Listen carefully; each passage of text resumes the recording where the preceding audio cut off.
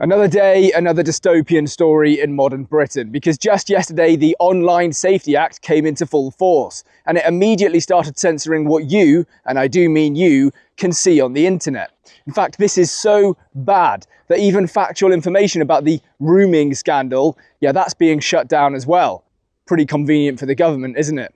And it's not just that. Keir Starmer announced that he's setting up a new elite police force to monitor anti-migration sentiment online. Brilliant.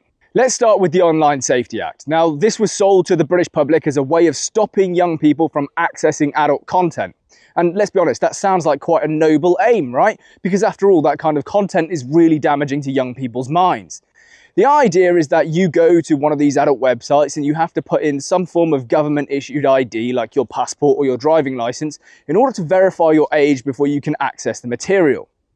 Okay, except that's not quite how this has worked out. Instead, all over social media, content which is nothing to do with that, let me just put it bluntly, that is not pornographic, is being censored from public view. And when I show you some of these examples, you will believe it, but it is absolutely terrible. Okay, so day one of the Online Safety Act, and here's what we have. Let me put an image in here, and basically it's some footage that someone posted to X of a guy being arrested outside an anti-migrant protest. Okay, but here's what the vast majority of British users actually saw. It's a post from X saying, hey, unfortunately, we can't show you that content because we don't know how old you are. Great.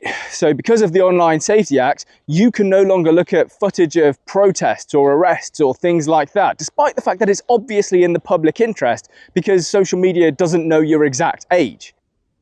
That's a big problem. You know who doesn't want you to see protests that are happening right now in the country? The British state, and it looks like they've got the perfect tool to stop showing you. It's not just photos and videos, it's speech as well.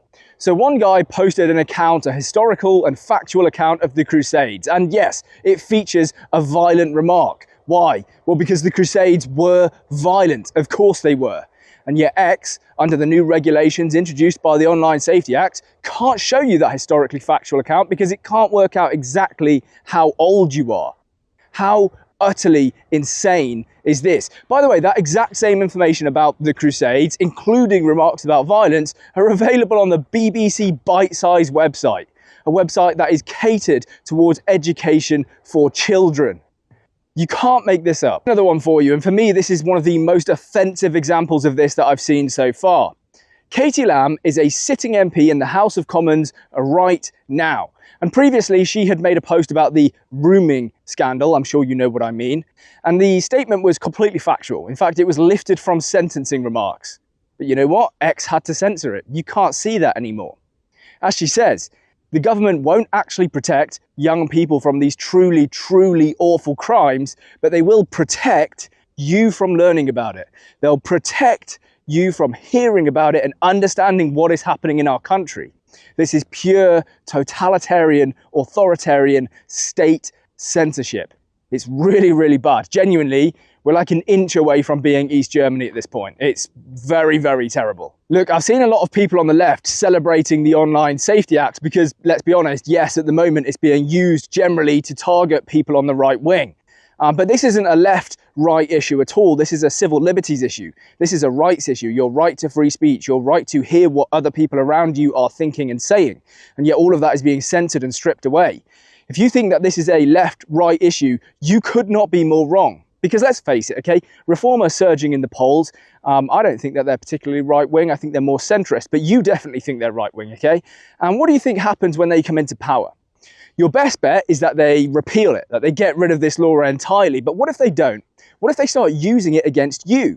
All of the rights that you have to put content online about Gaza, Palestine, things like that, well, it could all be deemed harmful and taken down. Your right to free speech, your right to hear what other people are saying, that could be censored in exactly the same way that is happening right now to people on the right wing. Think about it. There's a whole bunch of issues that people on the left and the right can agree with and stand against the government. And absolutely, this is one of them. We don't have to agree on everything, but that doesn't mean we have to agree on absolutely nothing. That's really all I have to say to people on the left. I think you may be misreading this situation. Every time you give the state more power, expect that it will be used against you.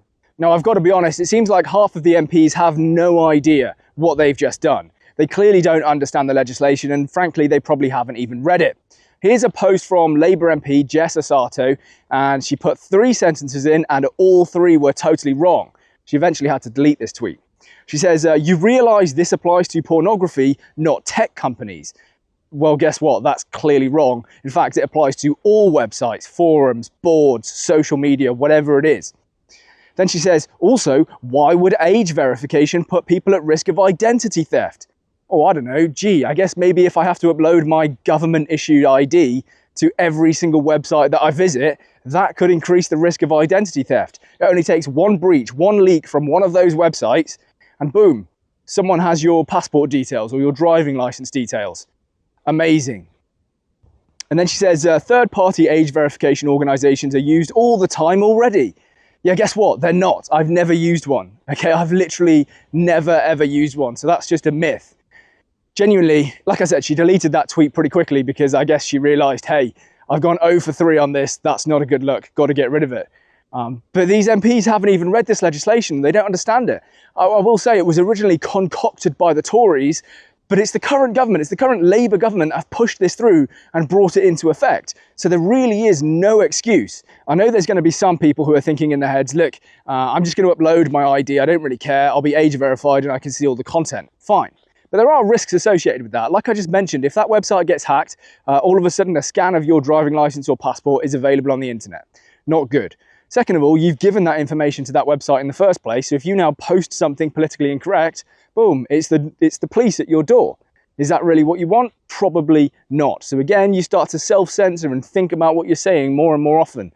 Not really good. It's not the sign of a free society where you have to think, oh, can I say that? Or will the state intervene? Will the police be at my door if I say that? That is not the sign of a free society. Let's just be honest.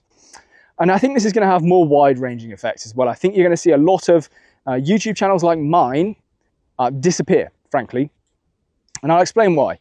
Paz49 made a video yesterday in which he said 2 of his videos, as soon as this law was introduced, were age restricted, which also means they're demonetized. You can't make any money off them. Fine. And those 2 videos were him live streaming protest outside migrant hotels. Okay, so that kind of content is just, people aren't going to be able to monetize it anymore, and they're not going to be able to sustain their own citizen journalism through ad revenue. Okay, so that's just going to completely vanish. That citizen journalism aspect is going to completely go, which the state absolutely loves, because now they can just get back to pumping information at you via the BBC, and then they've got complete media control. They hate the idea of citizen journalism. They do not like it one bit. Look, I make very little money off YouTube, right? I make probably half, at the moment, I make about half of what I made in the army. No, I make less than that. I make less than half of what I made in the army, but it's just enough for me to get by. I don't have a Patreon. I'm not going to make a Patreon. I don't have memberships. I don't want to take money off anyone. I want this channel to grow and be able to support me completely independently, and I don't have to rely on anyone else giving me money. For me, that's the absolute dream. Just for giving my opinions and talking about like topics. You know, I'm not going to lie and hide away from the fact that, you know, I earn money from this. But I love what I do. I think it's fantastic. But if this kind of content is just going to get age restricted and completely demonetized, yeah, people aren't going to be able to do that anymore. So a lot of these smaller channels like mine, because it is still a relatively small channel, they're just going to vanish. Okay. And I think that's really, really bad. It's great for the state because they can completely control the narrative. But it's really bad for you. Yeah, not good. I've gone a bit off-piste in this video and just given my raw thoughts about this topic because it's something I feel so passionately about. But there was another issue that I really wanted to discuss. And I think it's going to have to be its own entirely different video now. But I'll give you the rundown because I mentioned it at the start. It's reported in the Telegraph that the police have set up an elite unit of officers, I guess, who are going to trawl the internet for anti-migration sentiment. Again, so dystopian. This is literally just the Stasi. This is like thought crime. Oh, you're unhappy with mass migration. That's a thought crime. And the police are knocking at your door. Completely insane. Look, let's just be honest, okay? These guys aren't elite police officers. The elite police officers are like homicide detectives or counter-terror. They're not sat in a basement scrolling through people's tweets, seeing if they can find some patriot to arrest because of something he said. I mean, it's just bonkers, right?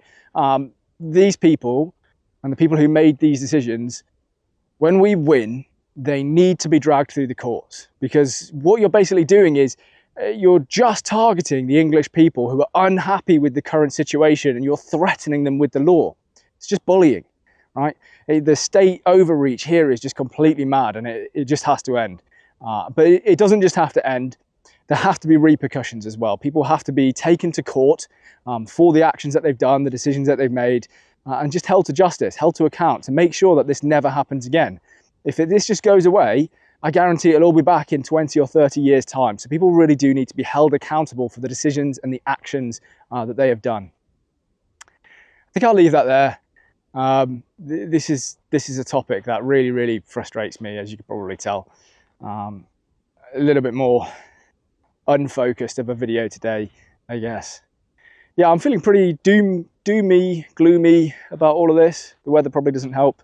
It just makes me want to leave the country so badly. It just makes me want to leave the country. But this is my country. This is my homeland. You know, I've got ancestors in this land, in this county, going back at least 300 years. But it makes me want to leave, because I really, really hate what's happening here. I feel like my liberty, my right to free speech, all of it's just being degraded and stripped away from me. Anyway, till a future video, please do leave a like, comment, subscribe if you haven't already, and I'll see you in a future video.